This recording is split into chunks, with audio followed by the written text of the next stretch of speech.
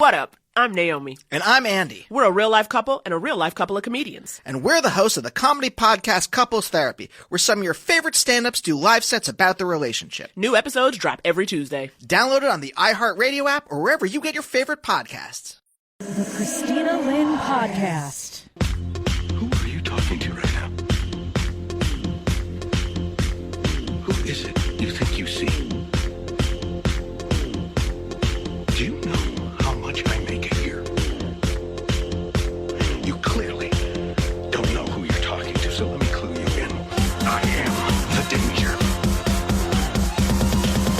I am the one who knocks.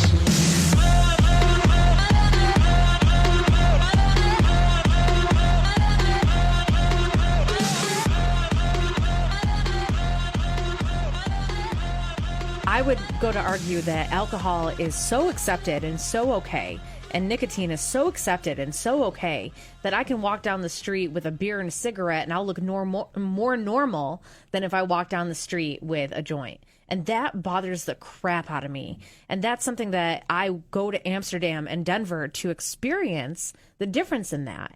In Amsterdam, you can walk down the street with a joint. In Amsterdam, you can go into a store and buy a piece of cake that's going to make you feel amazing for the next 3 hours.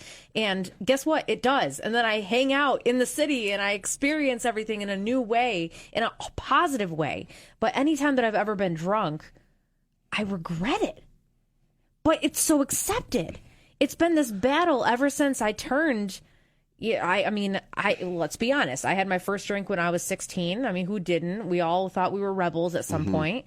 And then we just kept finding people who could get us alcohol. But it was like, oh, if you have weed, you know, oh, you're one of those. You know, you can't. No, don't do that. Here's a drink. Come on.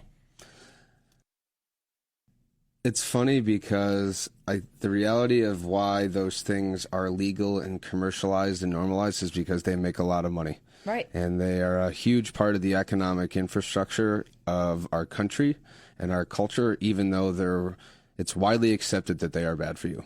And the reality is that the cannabis industry will demolish in terms of financial success. It'll dwarf the alcohol and the tobacco industry. I mean, you go in the tobacco industry is a mega billion-dollar industry, and really all they have is like cigarettes behind a gas station, right? Like one product that makes that much money, right? You have cannabis products where you can have smokables, you can have edibles, you can have drinks, you can have medicine, you can have like clothing, you can have ancillary like marketing tools devoted to it, agricultural building materials, literally. everything. It's an entire new industry awaiting us that is going to have massive returns in pretty much every arm of that funds capitalism, right? Agriculture, science, tech.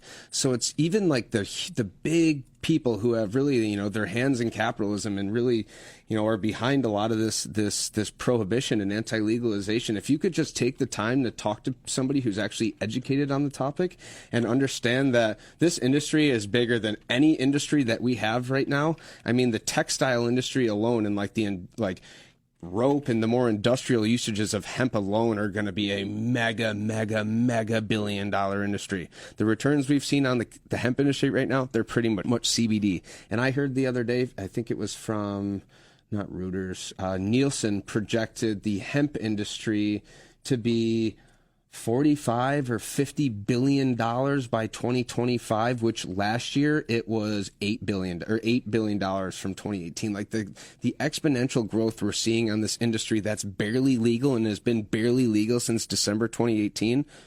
I mean, there's no other industry in history that we've seen some rate of return. So if it's about the money, this is the only industry to be in. And These are where people like, Marlboro is going to make their mark. Altria, they already have, you know, the big beverage businesses are already making their mark. Constellation brands are already making their mark. But if you got all this money, why hasn't it happened yet? I just can't figure that out. And I think you know better than I do about, you know, Cuomo's stance on it. And it gets really, really, really frustrating because just like everything you said, there is a clear reason why we should legalize it. Even if we just sat back and said on the business aspect of this, it needs to happen. The Christina Lynn Podcast. Who are you talking to right now? Who is it you think you see?